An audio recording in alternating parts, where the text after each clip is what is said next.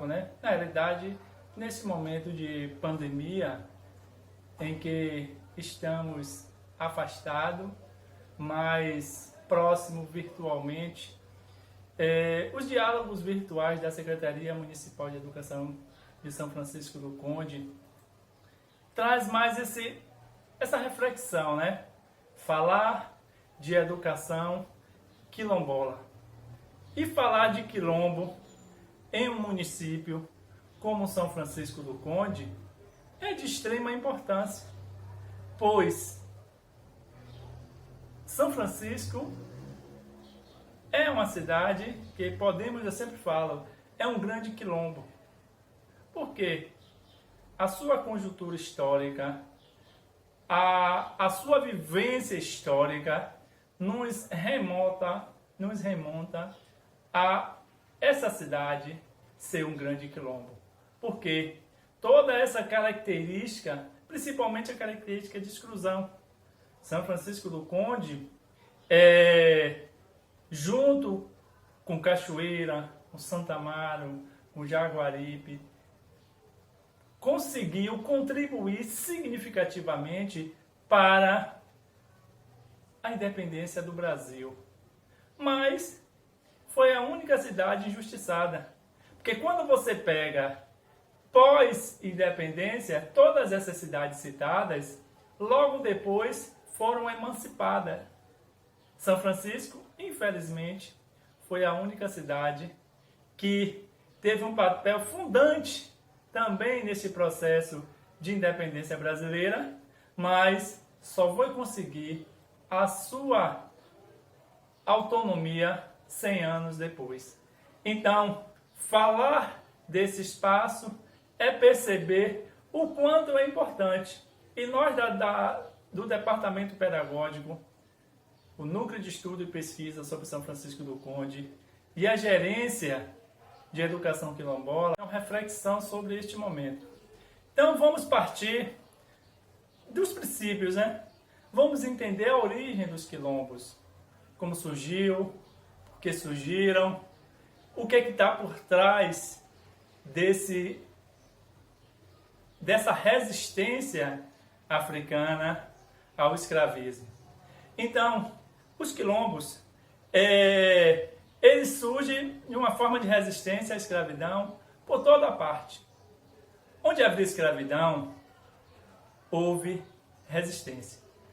No Brasil, os primeiros quilombos, eles surgiram lá no início, desde 1532. Eu sempre gosto de pontuar esses períodos.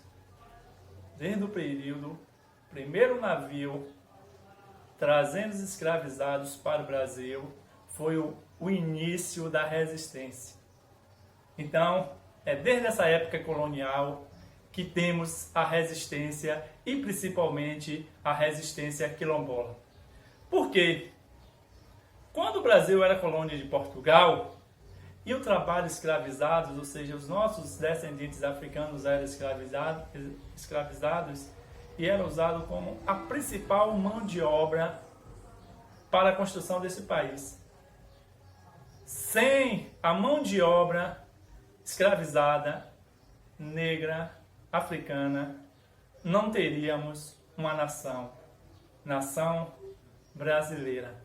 Então, essa nação que foi moldada por essa mão africana, mas essa mesma nação exclui essas pessoas, exclui os seus descendentes e principalmente tenta de todas as maneiras excluir a sua história.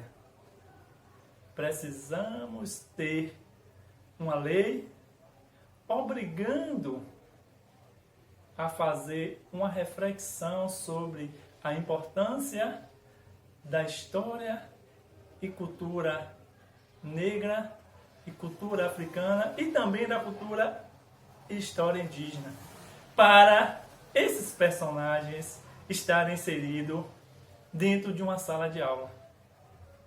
Percebam que os mais de 350 anos de escravismo trouxe duras realidades para os povos indígenas e os povos descendentes de africanos. Então, refletir sobre isso é fazer uma introjeção no nosso papel. Qual é o meu papel neste processo? Eu sempre digo, não estamos de lado nenhum, mas eu preciso olhar todos os ângulos. Então, por que a população africana, indígena, não tem o seu protagonismo na historiografia oficial deste país? E aí vamos entender, voltando um pouco, a origem, né, do quilombo. O professor Munanga, ele traz uma reflexão que ele diz que quilombo é uma palavra originária dos povos de língua banto. Esses povos provenientes, principalmente daquela região que antes era o Grande Congo, onde hoje você tem Angola e Congo. E eles foram trazidos para cá como escravizados. Até recentemente, o termo quilombo era de uso quase exclusivo de historiadores e demais especialistas, que por meio de documentação, essas documentações inéditas, né, procurava construir novas abordagens e interpretações sobre o nosso passado como nação. Então, só para vocês perceberem, toda essa resistência negra, ela não foi difundida na população comum. Alguns especialistas, principalmente os historiadores, procuraram entender como foi essa resistência, por que essas pessoas viviam em determinadas regiões, esses descendentes de quilombola, como se deu esse processo e o que é quilombo, porque na grande maioria as pessoas não tinham a compreensão e nem sabiam o que era um quilombo e vivendo próximo de um. Então, isso é reflexo da não contação de história nas nossas escolas.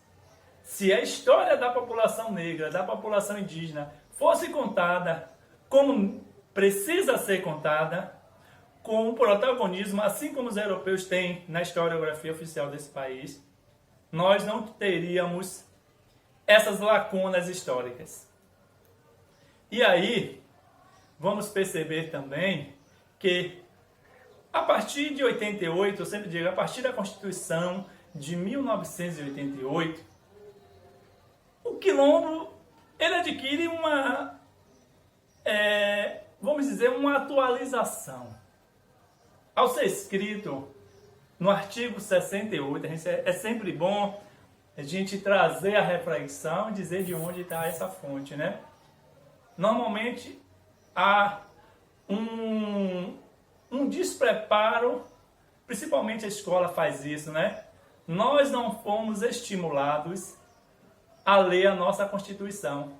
Então, muitos dos nossos direitos não são reivindicados porque não sabemos.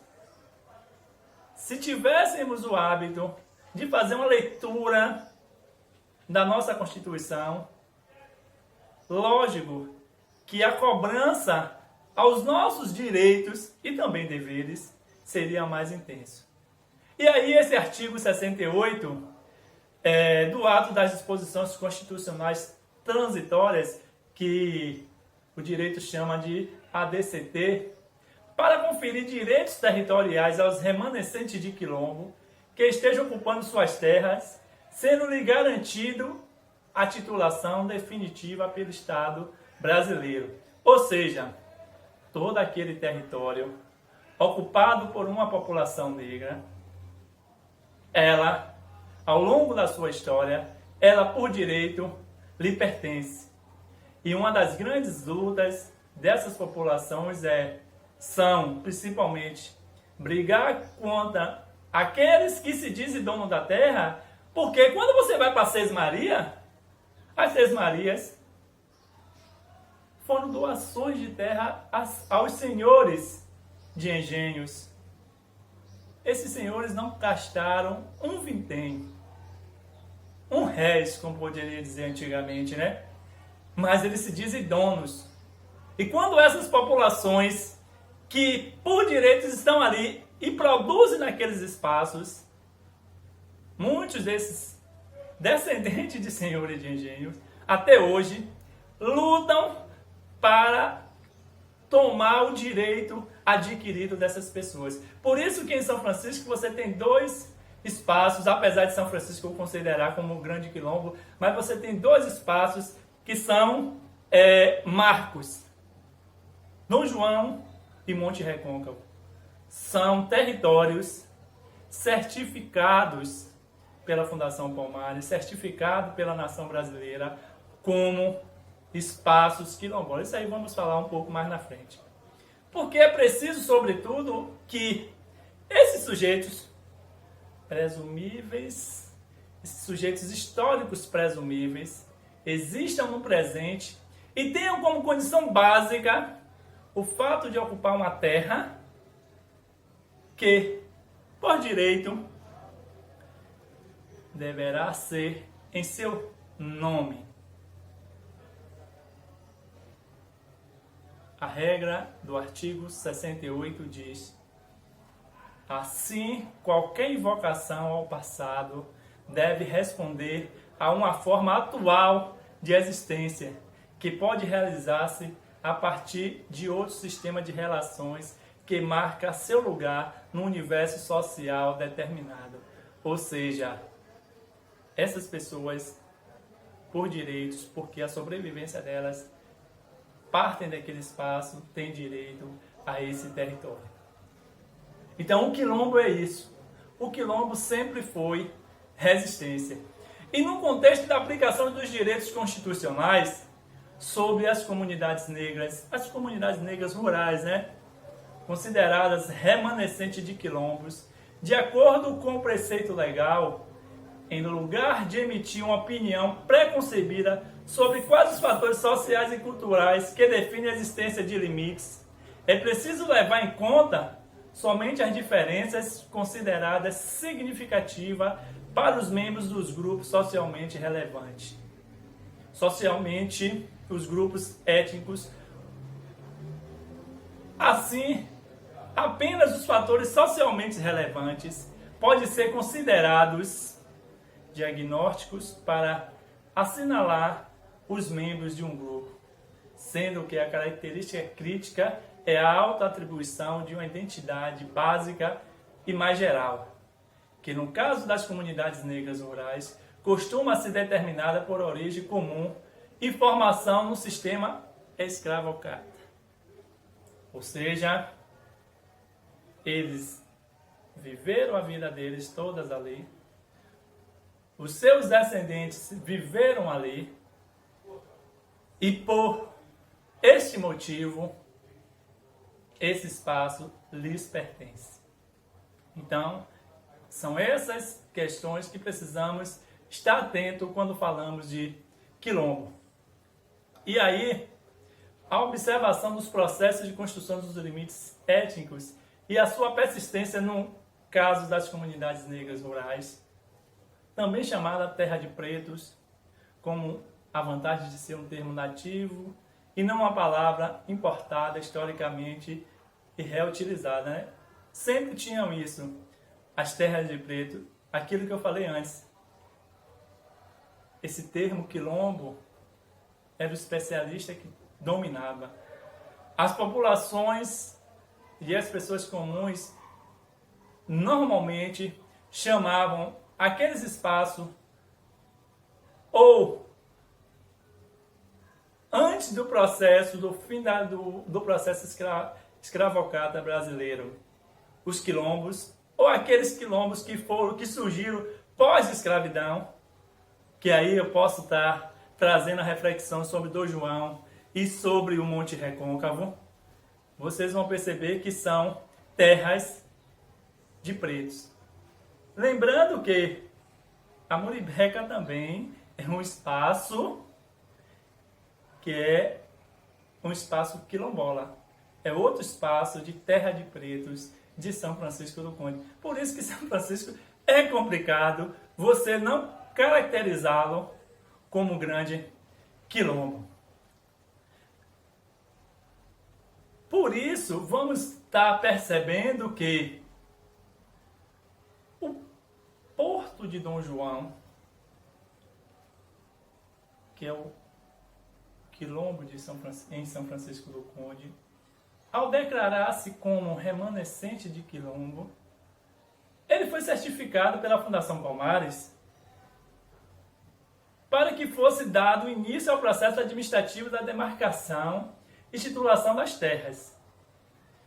Este ato foi instituído por uma portaria, né?